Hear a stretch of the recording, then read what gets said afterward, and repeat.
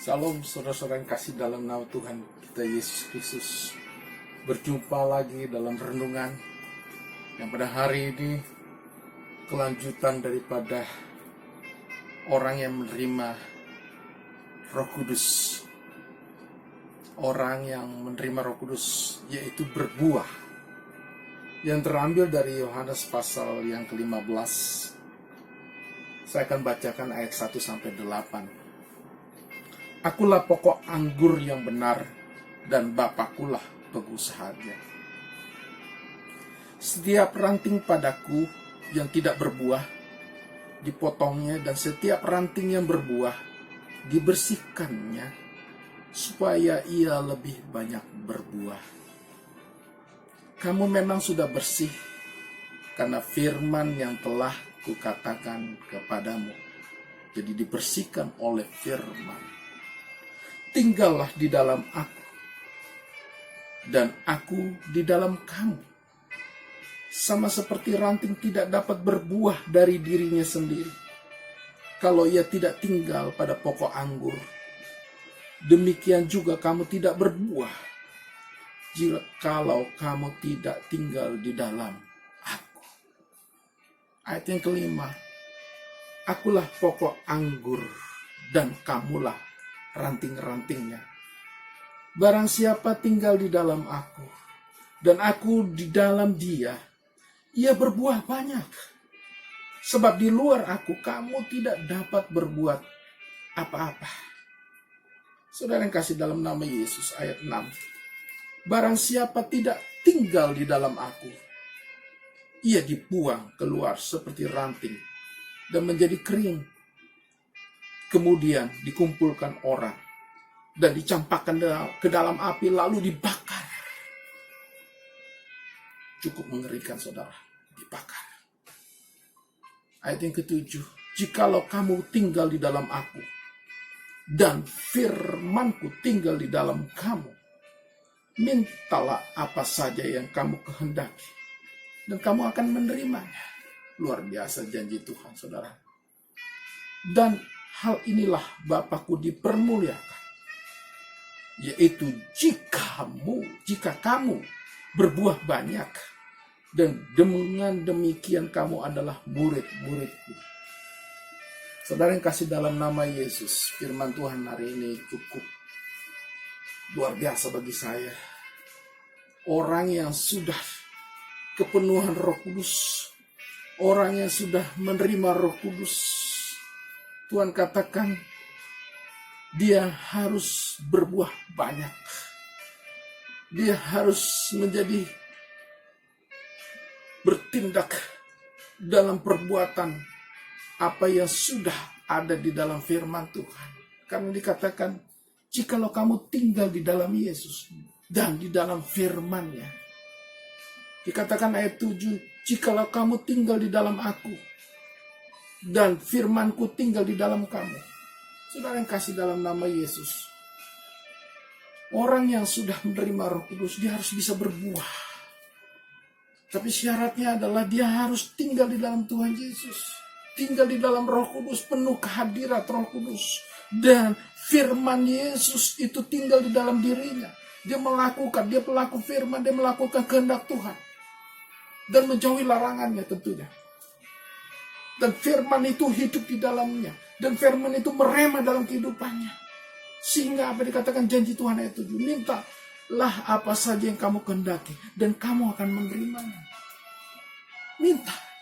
Tentunya mintanya adalah minta yang sesuai dengan kehendak Tuhan. Sesuai dengan koridor Tuhan. Sesuai dengan firman Tuhan. Yaitu meminta untuk kepenuhan hidupnya di dalam kekudusannya dalam hidup menghadapi dunia yang jahat tentunya. Bukan meminta sembarang. Ya, kadang-kadang ayat ini juga sangat banyak ya saya dengar menjadi ayat yang salah digunakan, saya katakan. Karena minta apa saja, ya tidak. Minta apa saja yang kamu kehendaki, kamu akan menerimanya. Itu minta yang sesuai dengan firman. Karena syaratnya tadi, jikalau kamu tinggal di dalam aku, dan firmanku tinggal di dalam kamu. Jadi meminta sesuai dengan firman. Dan kita hidup di dalam kepenuhan Roh Kudus. Sehingga kita mengerti apa yang kita minta. Amin. Yang berikutnya ayat 8 yang menjadi pokok pembahasan pada hari ini adalah berbuah. Tadi saya katakan berbuah banyak. Dalam hal inilah Bapakku dipermuliakan, yaitu jika kamu berbuah banyak. Berbuah banyak. Ini yang mau kita bahas pada hari ini. Berbuah banyak. Orang Kristen pada hari ini kita harus menampakkan buah-buah Roh Kudus. Orang yang sudah dilahirkan oleh air dan roh, dia harus menampakkan buah-buahnya. Tidak sekedar aku sudah menerima Kudus, tetapi dia tidak menampakkan buah-buahnya. Tidak menampakkan perbuatan-perbuatan hasil dari menerima Roh Kudus. Itu maksud saya. Kalau kita lihat Galatia 5 ayat 22 dan 23, saya akan bacakan. Dikatakan, tetapi buah roh ialah kasih, sukacita, damai sejahtera, kesabaran, kemurahan, kebaikan, kesetiaan. Ayat 23, kelemah lembutan, penguasaan diri. Tidak ada hukum yang menentang hal-hal itu. Inilah buah-buah yang nampak dalam orang yang sudah menerima kepenuhan Roh Kudus. Hidupnya menampakkan buah-buah roh, yaitu buah Roh Kudus. Ya bukan kekuatan dia, tetapi ada Roh Kudus dalam hidupnya, sehingga dia menampilkan, memancarkan kasih agape. Itu maksud, dia memancarkan kasih agape yang daripada Tuhan, dia pancarkan. Itulah orang-orang yang sudah menerima Roh Kudus. Dia berbuah. Dan Tuhan bersihkan, tadi dikatakan Tuhan bersihkan dengan firman-Nya. Buah itu dibersihkan, sehingga kita bisa menampakkan kasih. Tentunya kasih agape. Ya, kasih agape. Yang kedua tadi sukacita. Ini sukacita. Buah-buah roh itu adalah sukacita. Ya, sukacita ini tidak ditentukan oleh berkat atau rezeki. Bukan. Sukacita ini karena kita sudah menerima Roh Kudus dan kita hidup dalam anugerah keselamatan. Ini betul. Full grace. Common grace. Kita menerima kepenuhan anugerah. Sehingga kita sukacita. Tanpa dia kita akan binasa. Dan kita menerima hidup yang kekal. Itulah sukacita kita sebagai ahli waris kerajaan sorga. Woi, senangnya. Kita harus bersukacita. Kita anak-anak pilihan Tuhan. Kita anak waris kerajaan sorga. Seharusnya kita bangga dan bersukacita. Jadi sukacita ini bukan karena yang hal-hal materi, hal-hal duniawi. Ini hal yang rohani, saudara. Dan berikutnya damai sejahtera. Damai sejahtera. Khotbah saya sebelumnya. Ya. Yohanes 14 ayat 27. Damai sejahtera bagi orang yang sudah menerima Roh Kudus. Damai sejahtera yang hanya daripada Tuhan. Tidak ada yang seperti itu di dunia ini. Ada rasa damai sejahtera. Karena kita dilindungi, disertai Tuhan. Dan di bawah kepak sayapnya. Dan dipastikan. Dan saya katakan kita dipastikan. Ada damai sejahtera. Kita dipastikan kita selamat. Itu membuat kita damai sejahtera. Dan kita tidak khawatir lagi. Tidak gelisah lagi. Tidak gentar. Karena ada perlindungan penyertaan Tuhan. Saudara. Amin. Yang berikutnya kesabaran. Ini yang mau saya tampakkan. Kesabaran. Dan jadi orang percaya yang sudah penuh Roh Kudus. Kita sabar. Dalam situasi apapun, dalam kondisi apapun, yang sekarang apalagi kondisi seperti ini, kita harus sabar. Sabar itu, kata sabar itu bukan pada saat kondisi nyaman atau aman. Kata sabar itu muncul pada suasana yang tidak kondusif. Itu munculnya kata sabar. Kalau kita suasana kondisi yang aman, nyaman, saya mau katakan itu tidak membuat kita muncul kata sabar. Amin. Jadi kata sabar itu muncul pada suasana yang tidak mengenakan. Kita harus sabar. Itulah buah roh. Kita menunjukkan, menampilkan, menampakkan. Kita menjadi orang yang sabar. Karena ada Roh Kudus. Dan orang melihat itu. Karena ada firman tentunya. Dan berikutnya adalah kemurahan.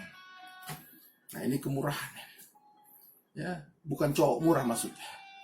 Bukan laki-laki murah. Tapi kemurahan di sini kita murah hati. Ya, tidak tinggi hati. Murah hati. Orang yang rendah hati tentunya.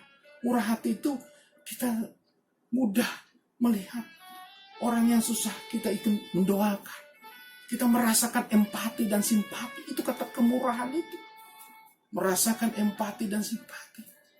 Kita sedih ikut dalam kesedihan mereka. Tetapi bukan ikut larut. Tetapi kita mendoakan mereka. Menolong mereka. Itu namanya kemurahan. Mengasihi mereka. Membantu mereka. Memberi apa yang kita bisa beri. Yang Tuhan berikan kepada kita, kita bisa beri. Itu kemurahan. Yang berikutnya, kebaikan. Ya tentunya, udah jelas. Orang yang sudah dipenuhi Roh Kudus dan tinggal di dalam Tuhan dan firman-Nya tinggal dalam dirinya, wah luar biasa. Dia pasti orang yang baik. Baik. Nggak ada musuhnya. Terkenal dia orang yang baik. Ada kebaikan-kebaikan yang dilakukan. Suka menolong orang. Ya, tentunya orang yang baik ya, bukan orang jahat.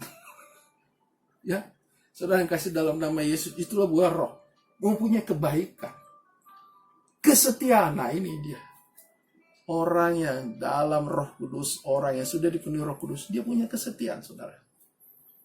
Ya, setia kepada Tuhan. Setia kepada firman-Nya. Tidak undur, tidak cengeng, ya, tidak cengeng. Orang yang setia itu tahan banting, ya. Ya. Tidak mau melirik ke kiri ke kanan. Begitu juga sebagai ilustrasi. Pasangan suami istri harus setia. Biarpun sampai tua, sampai kakek nenek harus setia. Tidak lirik kanan, tidak lirik kiri. Ya. Artinya orang-orang yang setia lah. Orang akan melihat, wih, orang yang sudah dipenuhi Roh Kudus, dia orangnya setia. Setia kepada pasangannya. Setia juga kepada Tuhan. Apapun. Badai, kita dengar lagu, oh kalau badai gunung, oh, aku tetap ikut Tuhan, setia. Ya, ada COVID-19, membeli. Ini dia. Kita setia ikut Tuhan. Apapun keadaan, kita tetap setia. Amin. Nah, yang berikutnya, kelemah lembutan. Ya, kelemah lembutan itu tidak harus dengan, saya orang Sumatera, tidak harus seperti orang Jawa ya. Yang harus manis-manis, bukan. Kelemah lembutan itu hati yang lembut, hati yang mengasihi, orang yang merendahkan diri, merendahkan hati, itu lemah lembut. Dia punya hati, perasaan, itu lemah lembut. Bukan orang yang kasar. Lemah lembut itu bukan orang yang ya arogan, itu maksudnya. Jadi orang yang sudah dipenuhi Roh Kudus tidak arogan lagi, saudara. Ya. Hari ini kita mau lihat, tanya anak-anak Tuhan yang bisa lemah lembut. Kalau sudah dipenuhi Roh Kudus, itu pasti lemah lembut. Tidak arogan lagi. Ngomongnya halus, ya. Tidak kasar. Tidak maki-maki, tidak caci maki, ya. Tidak fitnah lagi, ya. Itu orang yang sudah penuh Roh Kudus nggak ada. Dia lemah lembut. Punya hati. Yang berikutnya, penguasaan diri. Nah ini, penguasaan diri. Itu sangat penting. Kita tidak mudah lagi tergoda. Penguasaan diri. Ya, kita sudah dipenuhi Roh Kudus. Dunia ini sangat menggoda. Saya katakan dunia menggoda. Kita menguasai diri. Iblis tahu kelemahan kita. Dia tahu apa yang menjadi kelemahan kita. Dia tahu, saudara. Saya pernah belajar dengan dosen saya. Seorang rektor. Dia bilang, hati-hati kalau calon hamba Tuhan. Bukan berarti kita semena-mena dalam kehidupan Tuhan. Kita harus tetap menguasai diri kita. Karena iblis tahu yang menjadi kelemahan kita. Dia datang, dia tahu, dia menggoda. Ya, penguasaan diri. Ya, dapat berkat. Jangan kita boroskan. Ya, kita dapat rezeki. Mari kita atur untuk masa depan kita, hidup kita. Ya, penguasaan diri kita terhadap hal-hal yang mungkin. Ya, kelemahan kita, dia tahu, dia. Misalnya dulu sebelum Anda bertobat misalnya. Anda seorang peminum misalnya. Ya, peminum alkohol maksud saya, bukan peminum air putih. minum alkohol. Ya. Iblis tahu. Nanti dia bisikin kepada teman kita. Ya. Dia bisikin ke teman kita. Saya ngalamin itu saudara, saya ngalamin. Dia bisikin. Pak Pendeta, jadi kan Natal sekali-sekali dong. Ya, setelah ibadah Natal, boleh dong kita minum alkohol, minum tuak katanya kan. Itu sering saya alami dulu. Ya, itu perjuangan menguasai diri, penguasaan diri. Akhirnya apa yang saya lakukan? Saya bilang dengan halus, maaf ya, di dalam tubuh saya sudah ada Roh Kudus. Dan maaf, saya katakan, hidup saya harus menjaga kekudusan itu. Oh begitu Pak Pendeta? Ya, tapi kan sekali-sekali, sekali setahun Pak Pendeta, sekali-sekali seumur. Oh nah, sekali kita mencoba akan terus. Karena saya tahu itu kelemahan saya. Dan dulu saya sebelum bertobat, saya suka minum alkohol. Oleh karenanya kita harus bebaskan dan kita harus menguasai diri kita. Nah itu. Nah kembali kepada firman Tuhan. Tadi saya katakan ada buah-buah roh. Ya. Kasih, sukacita, damai sejahtera, kesabaran, kemurahan, kebaikan, kesetiaan, dan kelemah lembutan, penguasaan diri. Itu ada orang yang sudah menerima Roh Kudus. Amin. Nah, malam ini, hari ini, pagi ini, siang ini, kita mau katakan, dimanapun saudara berada, firman Tuhan ini tetap berlaku. Yohanes 15 tetap berlaku bagi kita semua orang-orang percaya yang sudah menerima Roh Kudus. Jadilah orang-orang yang berbuah. Amin. Dan yang terakhir, hasil buah itu juga. Ayat 8. Dengan demikian kamu adalah murid-muridku. Saudara yang kasih dalam nama Tuhan Yesus. Tuhan mengatakan kita adalah murid-muridnya Tuhan. Saudara, kita murid-murid Tuhan. Berbuah ini yang tadi buah-buah roh. Dan kita jadi murid Tuhan. Jadi kita berbuah, selain tadi buah-buah roh, kita juga berbuah, kita jadi murid Tuhan. Ya. Khotbah saya sebelumnya, bagaimana Petrus dikenal oleh mahkamah agama, mereka adalah pengikut Yesus. Dan jelas, orang yang menjadi murid Yesus itu dikenal banyak orang. Nah, saya mau katakan, berbuah itu menjadi murid Yesus. Yang namanya murid ketahuan. Dia orang-orang yang berpengetahuan. Yang namanya murid ya berpengetahuan. Yang apalagi muridnya Tuhan. Ya, berpengetahuan. Murid berprestasi. Apalagi muridnya Tuhan. Berpengetahuan, berprestasi, cakap, terampil. Ya murid Tuhan kita harus berpengetahuan, cakap, terampil, ya, dan mampu melakukan pekerjaan Tuhan. Nah ini, amin. Oleh karenanya saya sebagai hamba Tuhan mengingatkan bagi kita semua di akhir khotbah saya. Orang yang sudah menerima Roh Kudus, dia ada buahnya. Tadi saya katakan buah roh. Yang berikutnya, dia jadi murid Tuhan. Tampak dari kehidupannya, berpengetahuan, cakap, terampil, ya, melakukan perintah Tuhan. Dia sigap. Inilah firman Tuhan pada hari ini. Dimanapun Anda berada, di waktu manapun Anda berada, mendengar firman itu, mari kita jadi orang-orang yang berbuah dari hasil hadirat Tuhan dan Roh Kudus dalam diri kita. Tuhan Yesus memberkati kita semua. Amin.